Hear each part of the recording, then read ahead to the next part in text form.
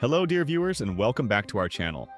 It's always a pleasure to have you join us as we explore fascinating stories and insights, particularly those touching upon the lives of figures who have shaped our times. Today, we turn our attention once again to a figure of immense global respect and enduring fascination, Her Majesty Queen Elizabeth II. Her reign was extraordinary, not just for its incredible length, but also for the remarkable vitality and health she maintained right up until her passing at the venerable age of 96. Many of us watched her carry out her duties with unwavering dedication, often appearing robust and energetic well into her later years. It naturally leads to the question, what was the secret to her longevity? While genetics and access to excellent care undoubtedly played a role, insights from those who knew her daily routines suggest that a disciplined lifestyle was a cornerstone of her enduring stamina. We've recently learned more about one particular aspect of this, her approach to food, thanks to fascinating recollections from a former royal chef.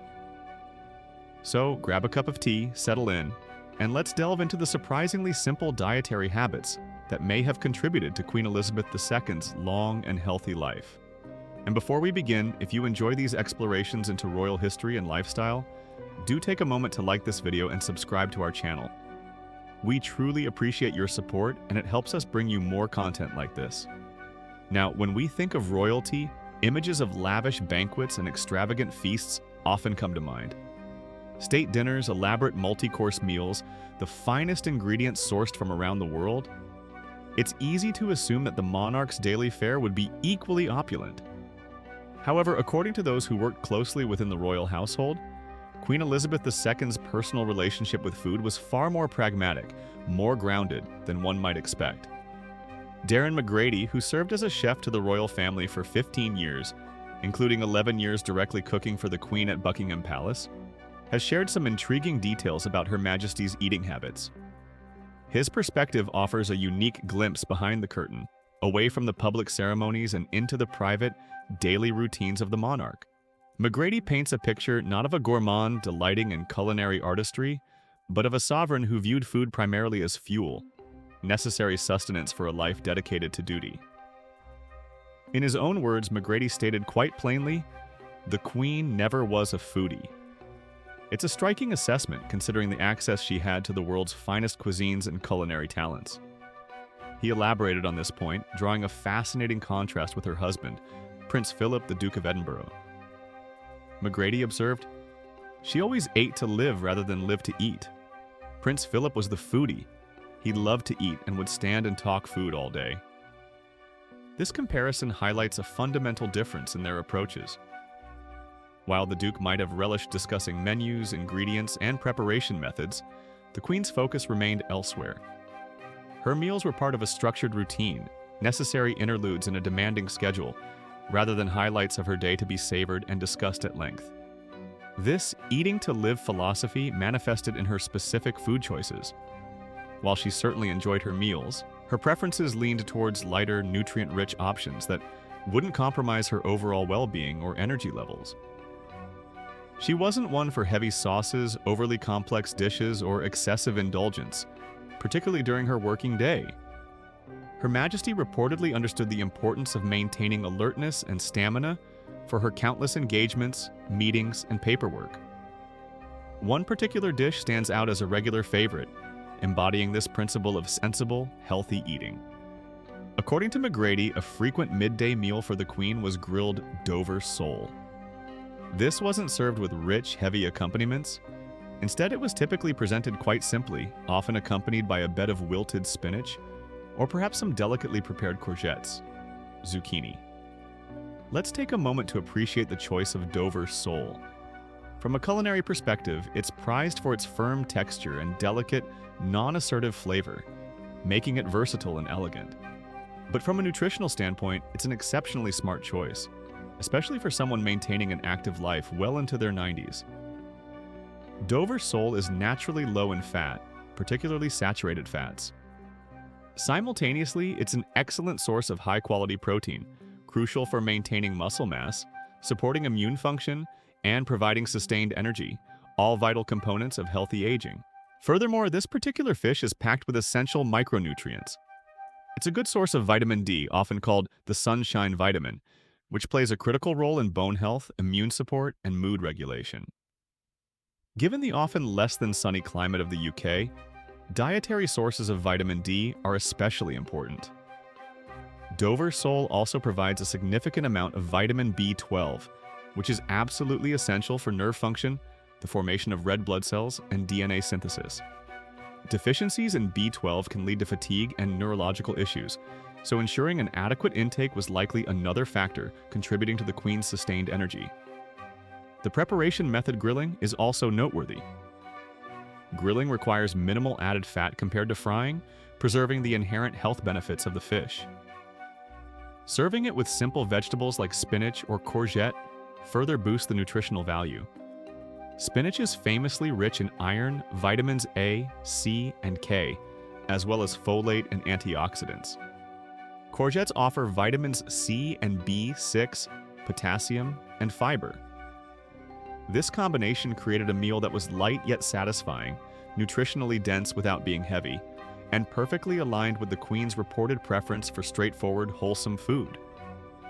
This specific meal choice grilled Dover sole with simple vegetables serves as a microcosm of Queen Elizabeth's broader dietary philosophy, as described by McGrady. Practical, health-conscious, and consistent. It wasn't about culinary adventure or chasing the latest food trends. It was about reliable, nourishing choices that supported her demanding role in her long-term health. It speaks volumes about her discipline and her focus on duty above personal indulgence. Even in the seemingly mundane act of choosing her lunch, there was an element of the pragmatism and steadfastness that characterized her reign. Of course, diet is only one piece of the complex puzzle of longevity. Queen Elizabeth II lived an exceptionally privileged life with access to the best possible healthcare. She also maintained a remarkable sense of purpose and duty throughout her life, which many experts believe contributes significantly to well-being in later years. Her well-known love for the outdoors, her lifelong passion for horse riding, and her regular walks with her beloved corgis at Balmoral or Windsor undoubtedly contributed to her physical fitness. Routine and structure, which governed so much of her life, from her daily red boxes of government papers to her annual calendar of engagements, likely also played a role in maintaining both mental and physical equilibrium. However, the insights shared by Darren McGrady remind us that even within that structured, duty-driven life, conscious choices were made regarding diet. The Queen's preference for simple, nutritious meals like grilled fish and vegetables, and her overall approach of eating to live, underscores the foundational importance of diet in supporting a long and active life. It wasn't about deprivation. Reports often mentioned her enjoyment of afternoon tea, perhaps with a small sandwich or scone, and her fondness for a piece of chocolate cake. But the core of her daily intake, as exemplified by the Dover sole lunch, was seemingly built on principles of moderation, quality, and nutritional sense. This approach perhaps challenges the modern obsession with complex diets, superfoods, and elaborate wellness trends. The Queen's reported habits suggest that consistency, simplicity, and a focus on whole, unprocessed foods can be remarkably effective. It's a testament to the enduring wisdom of balanced eating and portion control, principles that have stood the test of time long before the advent of fad diets. Her Majesty Queen Elizabeth II passed away peacefully at Balmoral Castle on September 8, 2022, at the age of 96, concluding a reign of unprecedented length and dedication. While we remember her for her unwavering service, her quiet dignity, and her role as a constant presence in a rapidly changing world, these small glimpses into her daily life, like her preferred simple lunch, add another layer to our understanding of the woman behind the crown. They reveal a discipline and a practical wisdom that extended even to her plate, likely contributing to the extraordinary health and stamina that allowed her to serve her people for so long. So, what can we take away from this? Perhaps it's a reminder that good health often lies not in complexity, but in consistency. That nourishing our bodies well doesn't necessarily require elaborate meals, but rather sensible choices made regularly. The Queen's example, favoring simple, nutrient-rich foods like grilled Dover sole, serves as a quiet testament to the power of eating to live, enabling a life lived to the fullest, dedicated to service and duty for over 70 years. It certainly gives us food for thought, doesn't it? A simple plate of grilled fish and vegetables favored by one of the world's most famous women, potentially holding a key to her remarkable longevity. What are your thoughts on this? Do you believe that such simple dietary habits played a significant role in Queen Elizabeth II's long life? Do you subscribe to the eat to live or live to eat philosophy yourself? We would love to hear your perspectives and reflections in the comments section below. Your insights always enrich the conversation. Thank you so much for joining us today for this look into a lesser-known aspect of Queen Elizabeth II's life. If you found this interesting or informative, please do give the video a thumbs up. It really helps our channel. And if you haven't already, consider subscribing and clicking the notification bell so you won't miss our future explorations into history, royal life, and other fascinating topics. Until next time, stay well, stay curious, and thank you for watching.